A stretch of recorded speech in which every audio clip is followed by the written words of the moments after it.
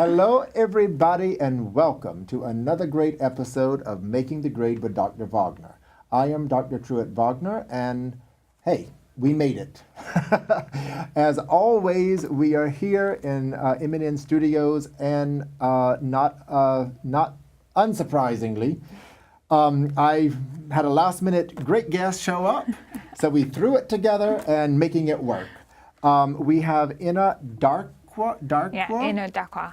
Eno Darkwa with us today, a honors student at Bronx Community College, and we also have, with great pleasure, Preston Henry, who is a CUNY LEADS counselor, my colleague, who I speak to all the time, and I'm very happy to have him here with me in front of the camera.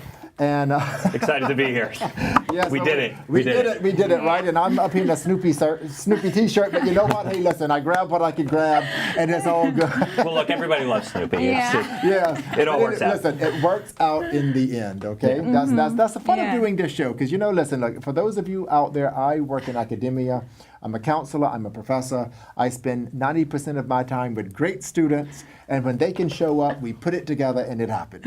So, welcome. Thank you. I'm so happy to have you here. Thank you, same here. Now, listen, you are at Bronx Community College. Yeah.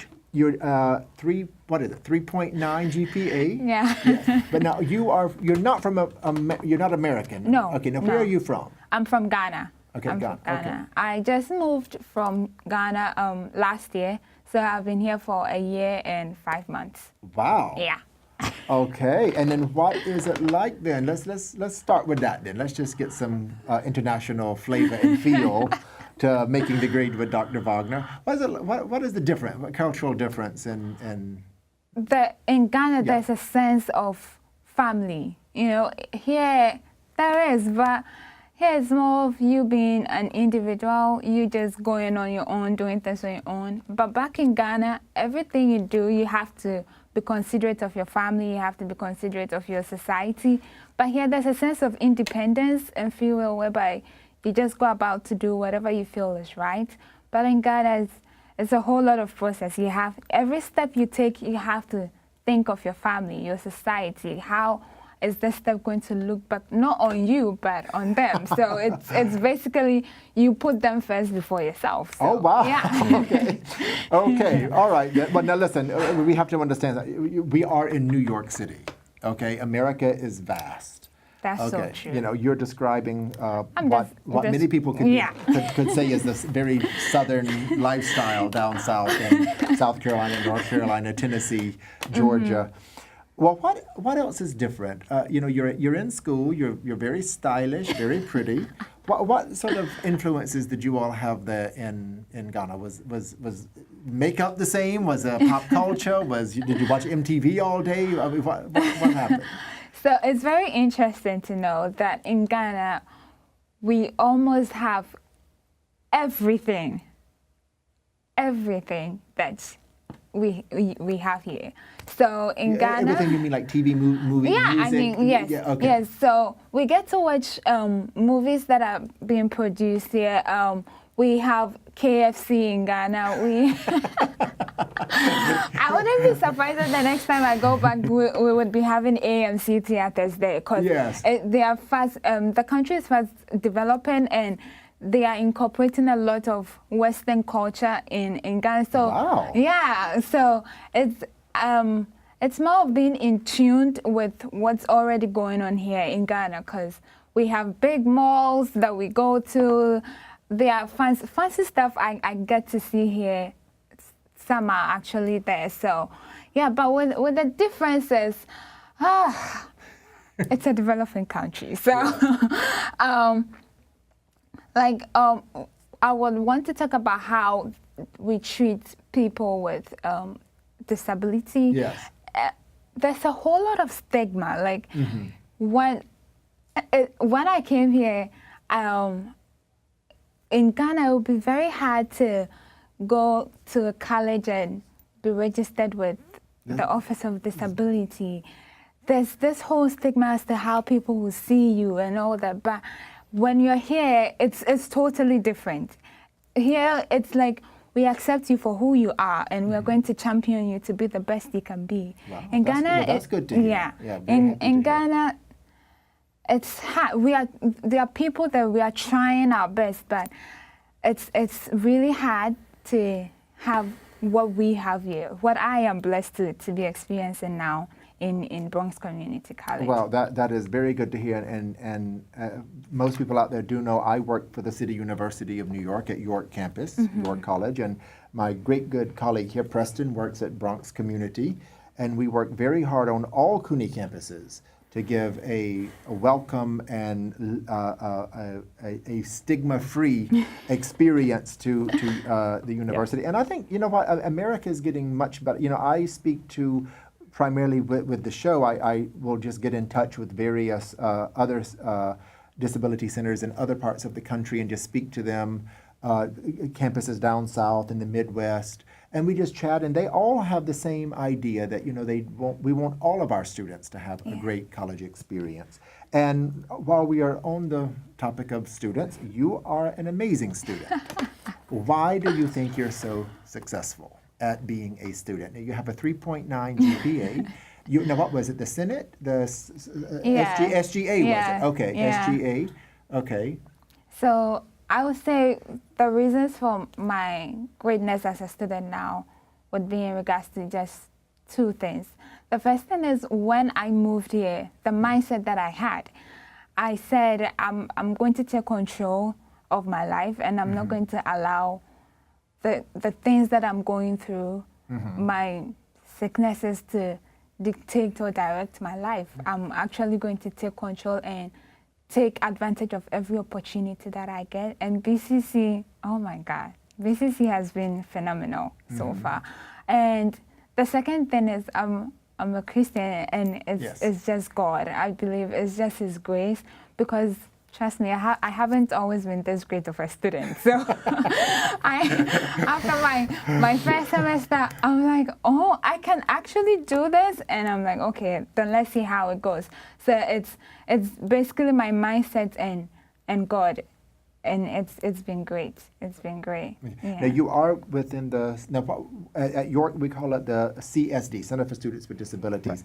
Right. What is the exact title at Bronx Community? It's the Office of Disabilities. Okay. Now, you're registered with them. Now, what is your disability? I have seizures, and I started having seizures in 2009, and it was just sudden.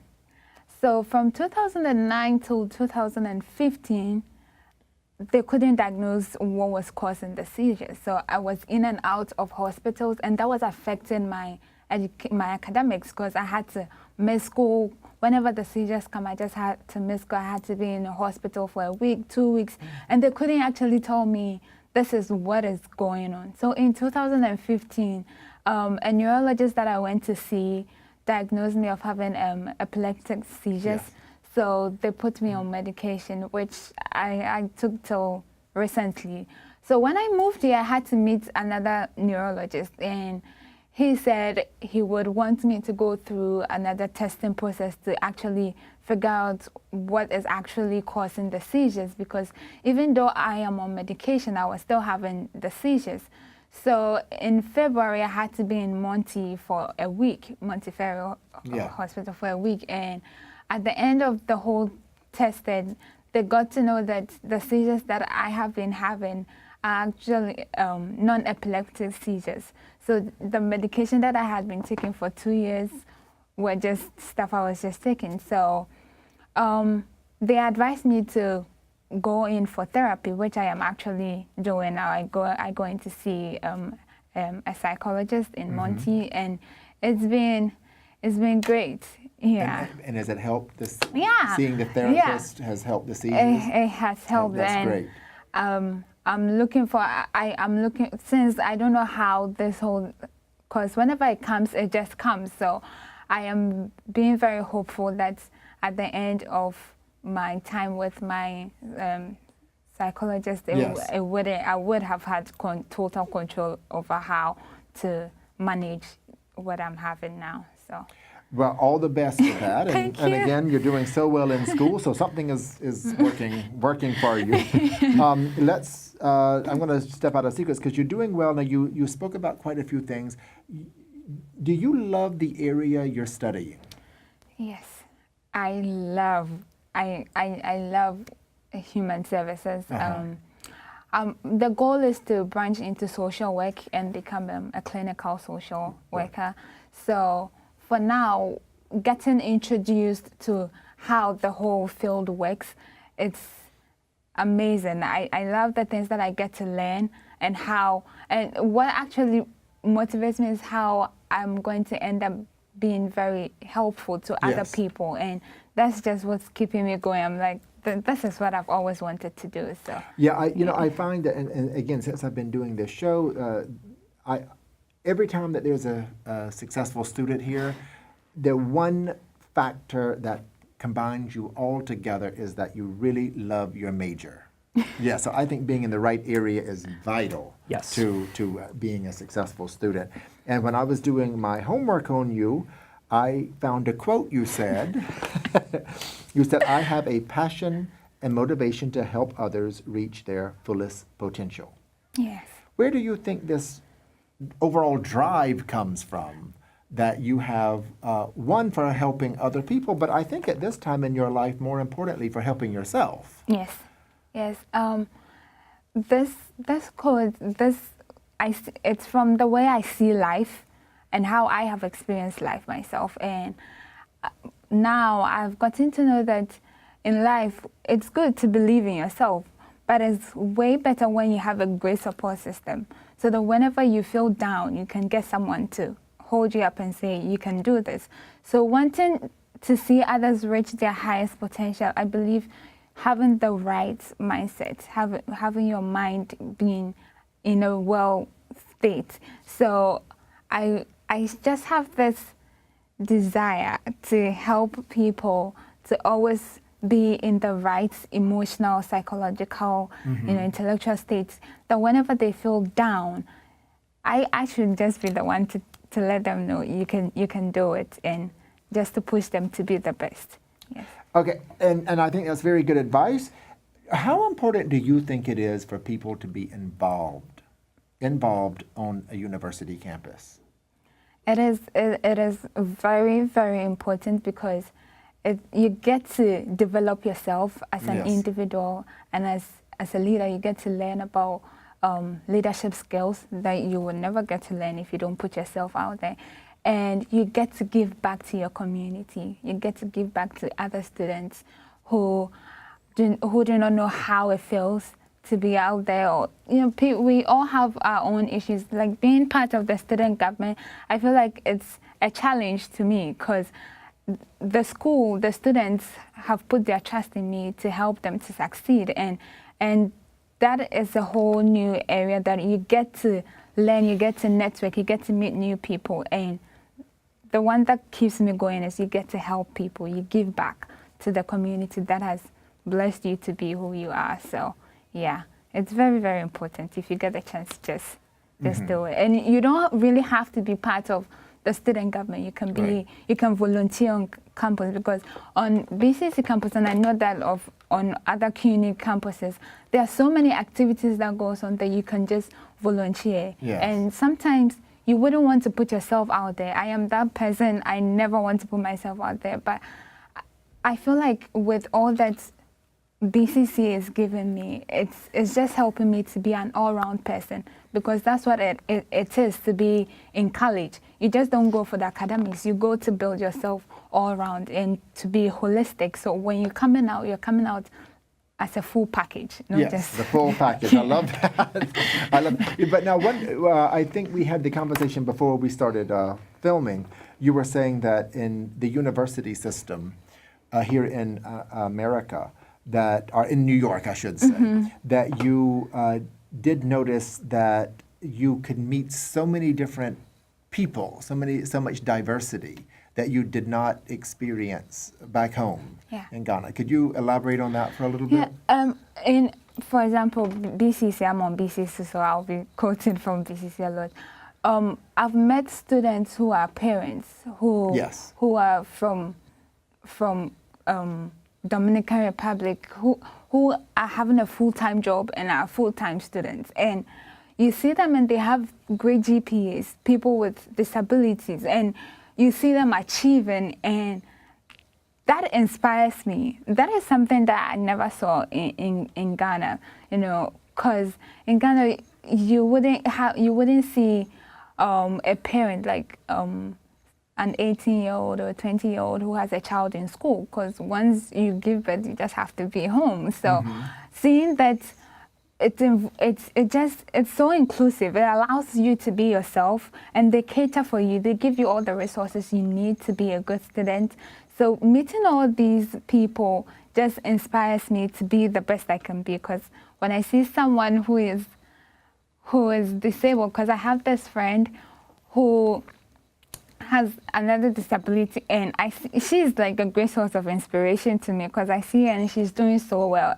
I'm like, if she's doing so great, I can do good. So I love the diversity on our campuses. Yes, it does. Yeah. It makes us look at ourselves, like you say. It does, and that's part of school and part of growing up, the growing up process. The growing up process. Do you keep in touch with friends and family back home? Yes. Now, would you ever have blue hair in Ghana? Can you show us? My blue hair. Yeah. Yes, I see it. There. Yeah. So this is also all new for me. This is all new for me. Blue is my favorite color, so and mine too. I just decided to put in the twist in my hands. I love it. Yes. Well, if I had hair, hey, I would put it in mine as well. But you know what? I don't have any to put up here. So, well, I'm glad you're getting on so well, and then holding on to your family and friends and tradition of Ghana, but also stepping into the American culture as well. So that's great. Yeah. So we'll be right back to you, but I do want to speak to your counselor over here. Why do you think Eno has been such a very good student, such a successful student? And we also want to say, you had to adjust. You had to adjust to the American culture, and also you were battling this illness as well. So, and you still are not just doing well in school, but with a 3.9 plus GPA. I mean, I saw your transcript. Student government. So, so let's hear from your counselor now. What's going on with this young lady? Why is she so great? What is her story? And she's got the blue hair. The blue hair. Just really stepping into her own. That is a great question, because honestly, I learned just as much about Eno today as you did. Here's the amazing thing about Eno. She kind of took us all by surprise. When I met Eno, she was, fresh from Ghana, kind of shy, kind of I'm still getting used to everything here, and didn't seem to know much about disability and that identity.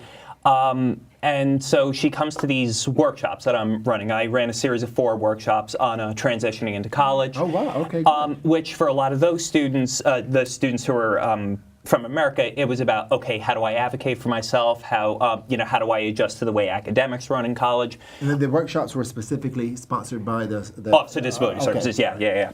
And what was amazing about Eno, what really stuck with me was she said, at the end, she said, these workshops have been a safe haven for me, because I really didn't know anything about, I brought in people from XSVR, I talked about disability history. I mean, one, I can't remember her name, like that sprinter who had polio, and who ended up becoming an Olympic champion. She basically communicated to me that a sense of her identity as a person with a disability and where she fit in within her history and the current trends was just something she'd never thought about. And then I never saw her again. And so I'm thinking for months, well, is everything okay? What happened? And then I get this, we get these mass emails to the whole Bronx Community College community called the BCC broadcast, announcing who the new student senators are. and Eno's name is on there.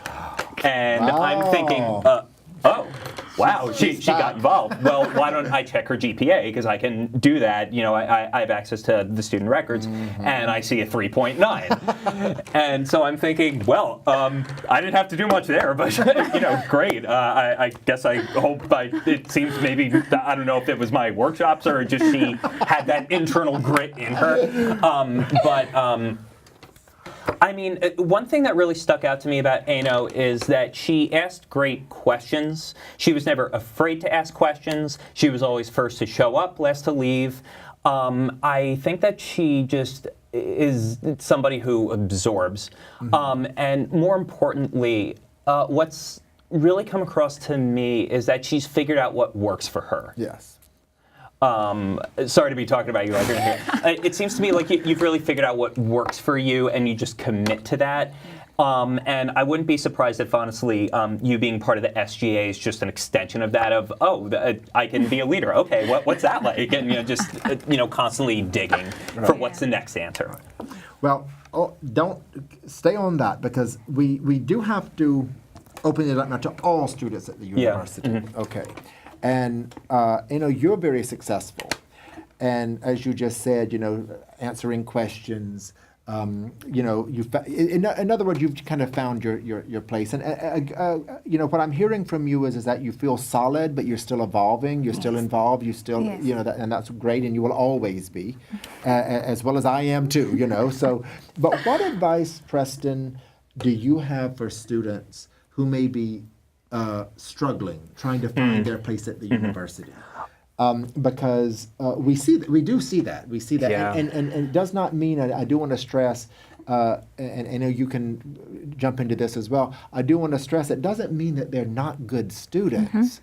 It just means that they just might not be at that place that they need to be. So, what advice would we have for those students out there, as well as the parents who are about to send their children off to college or to CUNY school, to travel on the subway 45 minutes or an hour? Yeah. What advice can we give them to maybe lessen the stress a little bit and open things up to where they can maybe communicate a little bit more to help these young entering college students, find their place? And I'm going to probably